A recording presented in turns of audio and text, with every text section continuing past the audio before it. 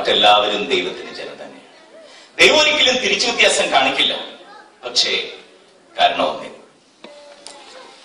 യഹൂദന്റേത് മറ്റേതൊരു സംസ്കാരം പോലെ വെറും ഒരു ജീവിത സംസ്കാരമായിരുന്നില്ല, മറിച്ച് അത് ഏകദൈവ വിശ്വാസ അധിഷ്ഠിതമായ ജീവിത സംസ്കാരമായിരുന്നു.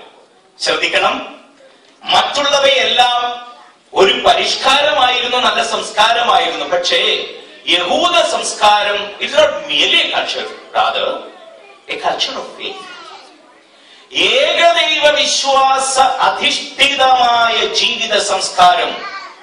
എളുപ്പത്തിൽ പറഞ്ഞാൽ ദൈവത്തിന്റെ ജനമായിരുന്നു എന്നത് സത്യം. പക്ഷേ ആ ജനത്തിന്റെ പ്രത്യേകത, അവന്റെ ദൈവത്തെയും ഒരിക്കലും വിട്ടിട്ടില്ല. അവൻ